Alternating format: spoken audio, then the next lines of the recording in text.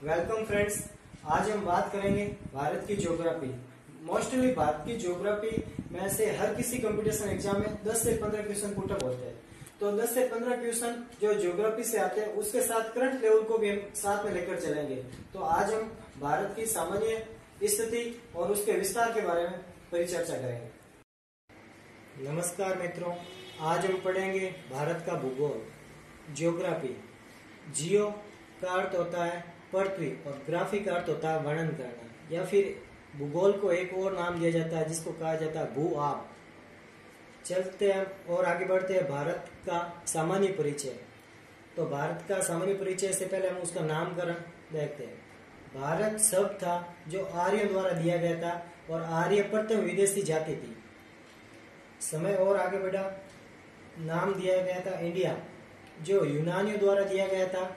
यूनानी जो कि सिंधु नदी को यूनानी भाषा में इंडस कहा जाता है, जिसे इंडिया नाम दिया गया था। समय और आगे बढ़ा, हिंदुस्तान जो कि ईरानियों ने दिया गया था।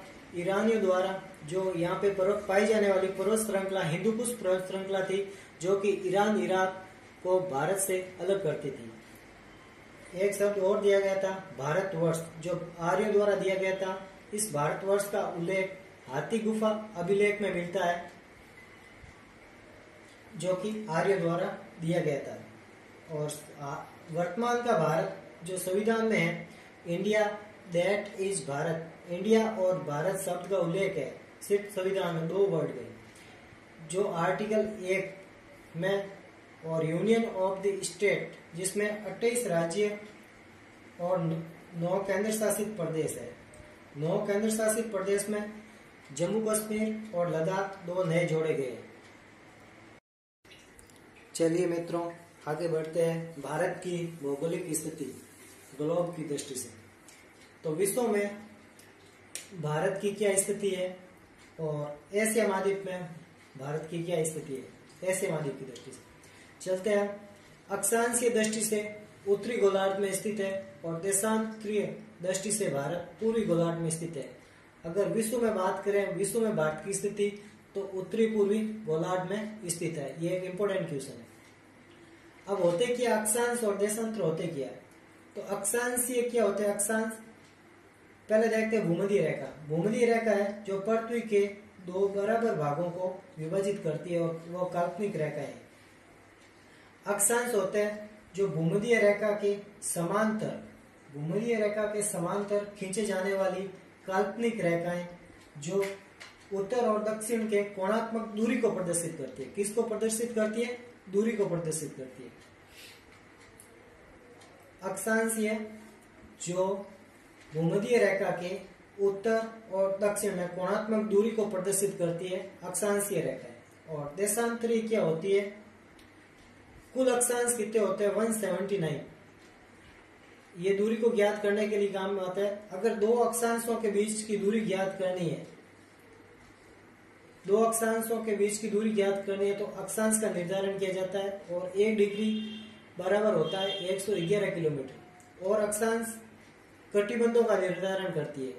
ये होती है उष्ण कटिबंधीय, ये तो होता है शीत कटिबंधीय, शीतोष्ण, और ये होता है शीत कटिबंधीय। इसलिए ये जोन का भी निर्धारण अक्षांशों द्वारा किया जाता है। चलिए हम आगे बढ़ते हैं और देखते हैं देशांतर क्या होते हैं। देशांतर जो भूमध्य रेखा के लंबवत खींचे गई काल्पनिक रेखाएं, भूमध्य रेखा के लंबवत खींची जाने वाली काल्पनिक रेखाएं जो पूर्व और पश्चिम के दोनों के बीच की कोणात्मक दूरी को प्रदर्शित करती है।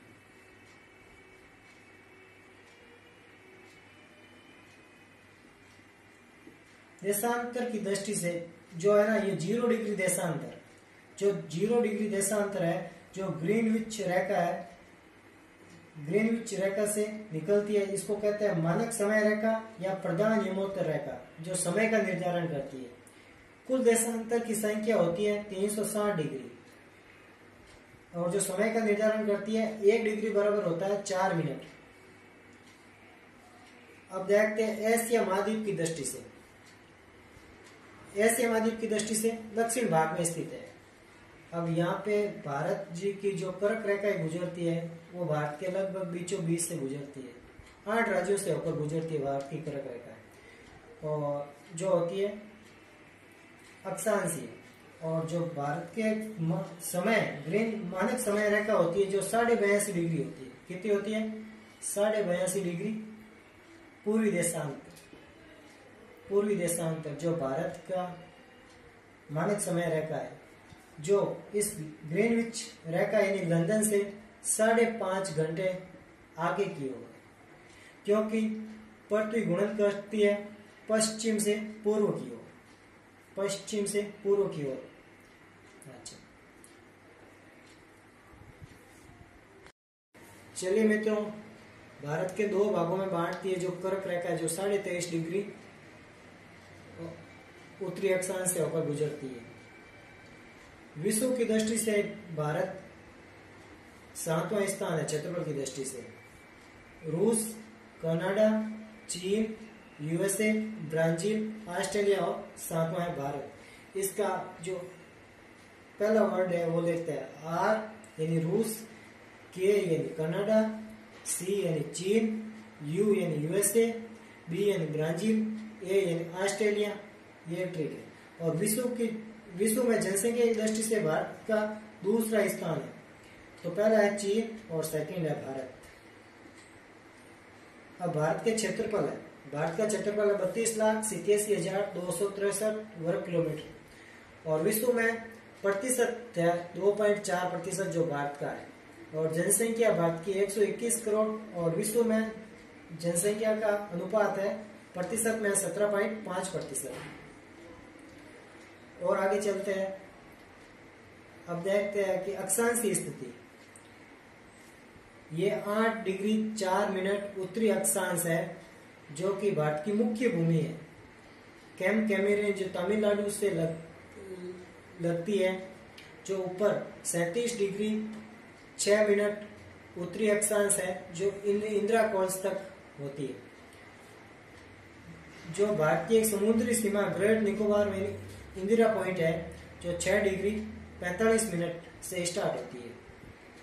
अब पूर्व से पश्चिम यानी बोला तो पूर्वी देशांतर जो समय स्टैंडर्ड टाइम है, उसके लिए 68 डिग्री 7 मिनट पूर्वी देशांतर से 97 डिग्री 25 मिनट पूर्वी देशांतर है। तो इधर जो अरुणाचल प्रदेश का कीपतू है, जहाँ पे सूर्योदय उधर से होता है पूर्व से, और पश्चिम है गौरमाता गुजरात का ये जिला है। उत्तर से दक्षिण की लंबाई है 3214 किलोमीटर, और जो पूर्व से पश्चिम की है 2933 किलोमीटर। साथ ही साथ भारत की कर्क रेखा है जो 8 राज्यों से होकर गुजरती है। गुजरात, राजस्थान, मध्य प्रदेश, छत्तीसगढ़, झारखंड, पश्चिम बंगाल, त्रिपुरा और मिजोरम 8 राज्य। और इसी प्रकार मानक समय रेखा है जो 82.5 डिग्री मानक समय रेखा है, जो नैनी नामक स्थान है इलाहाबाद से जो भारत का समय का निर्धारण करती है वो यूपी, एमपी, छत्तीसगढ़, उड़ीसा और आंध्र प्रदेश से होकर गुजरती है। चलिए मित्रों, भारत की अंतर्राष्ट्रीय सीमा जो कि 7 देशों से लगती है, सबसे अधिक बांग्लादेश के साथ लगती है जो 4096.7 किलोमीटर है, जो कि भारत की सबसे अधिक अंतर्राष्ट्रीय सीमा है। इसके साथ लगने वाले भारत का राज्य पश्चिम बंगाल, असम, मेघालय, त्रिपुरा, मिजोरम, जो कि 5 राज्य लगते हैं। भारत और बांग्लादेश के मध्य जो विवादास्पद जगह है वो एक न्यूमूर द्वीप है। इसको 3 बीघा कोडिया या फिर ड्राइगन गलियारा बोला जाता है। इसके साथ एक तिस्ता नदी है, इसको लेकर विवादास्पद है। आगे है चीन 3488 किलोमीटर जो अंतर्राष्ट्रीय सीमा लगती है, इसको मैकमोहन रेखा बोला जाता है। 1914 में इसका उद्घाटन निर्माण हुआ। इसके साथ जम्मू कश्मीर, हिमाचल प्रदेश, उत्तराखंड, सिक्किम और अरुणाचल प्रदेश 5 राज्य लगते हैं। भारत और चीन के साथ विवादास्पद जिले विवादास्पद जगह है जो कि एक नाथुला दर्रा जो सिक्किम है, जो हाल ही में खोला गया है। और सेकंड है डोकलाम विवाद जो कि चीन के साथ ये है। तीसरा है पाकिस्तान जिसमें 3,323 किलोमीटर यानी 33 किलोमीटर है, जो रेड क्लिफ रेखा जो जम्मू कश्मीर, पंजाब, राजस्थान, गुजरात 4 राज्यों के साथ लगती है। और भारत और पाकिस्तान में सर क्रिक रेखा है जो कि विवादास्पद है। चलिए मित्रों, नेपाल के साथ अंतर्राष्ट्रीय सीमा लगभग 1751 किलोमीटर लगती है।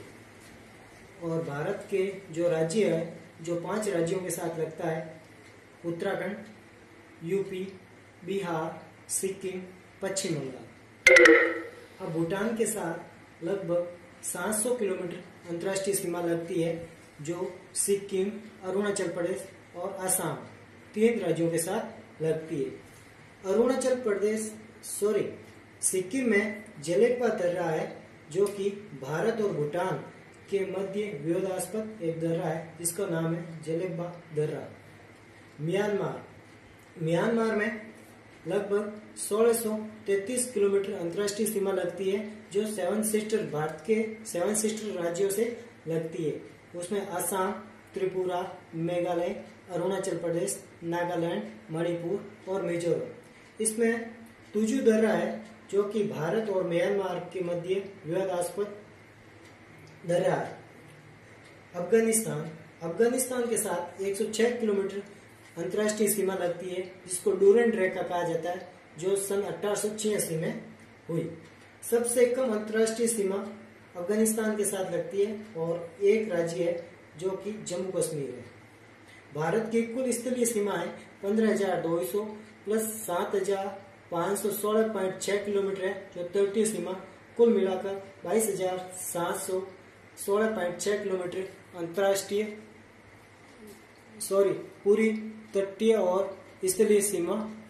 चलिए मित्रों, आगे बढ़ते हैं। भारत की स्थलीय सीमा है जो कि 15,200 किलोमीटर और तटीय सीमा है जो कि मुख्य भूमि और द्वीपीय भूमि को मिलाकर 7,516.6 किलोमीटर। कभी कभार क्वेश्चन पूछ लिया जाता है तटीय सीमा कितनी है।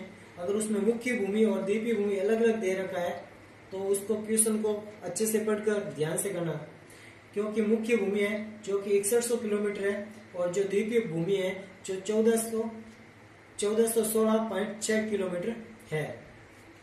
तटीय सीमा जो गुजरात से पश्चिम बंगाल तक है, जो कि 9 राज्यों से लगती है भारत में।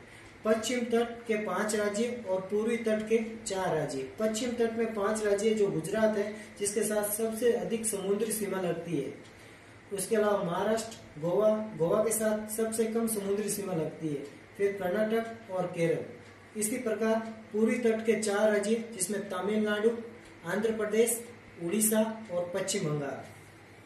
अगर जैसे तटीय सीमा यानी मुख्य भूमि से अगर 12 समुद्री मील हम जाते हैं समुद्र की तरफ, तो उसको कहते हैं पारदेशिक सीमा। एक समुद्री मील होता है 1.8 मील। अगर 12 समुद्री मील से 24 समुद्री मील की तरफ जाते हैं उसको बोलते हैं संलग्न क्षेत्र। इसको आर्थिक क्षेत्र या फिर आर्थिक अधिकार क्षेत्र बोला जाता है। अनन्य आर्थिक क्षेत्र, इसमें 200 समुद्र मील तक होता है। चलिए आगे कुछ इंपोर्टेंट चैनल है जिसको देखते हैं। 24 डिग्री चैनल है जो कि सर क्रिक गुजरात का है, जो कि भारत और पाकिस्तान के मध्य एक विवादास्पद है। 10 डिग्री चैनल है जो अंडमान और निकोबार द्वीप को अलग करता है। 9 डिग्री जो चैनल है जो लक्षद्वीप और मिनिकॉय द्वीप को अलग करता है। 8 डिग्री चैनल है जो मिनिकॉय और मालदीव को अलग करता है। इसी तरह मालाबार तट और कोरोमंडल तट। मालाबार तट है जिस पर दक्षिण पश्चिम मानसून का आगमन होता है ग्रीष्मकालीन में, और कोरोमंडल तट में उत्तर पूर्वी मानसून जो कि शीतकालीन में होता है उसका आगमन होता है।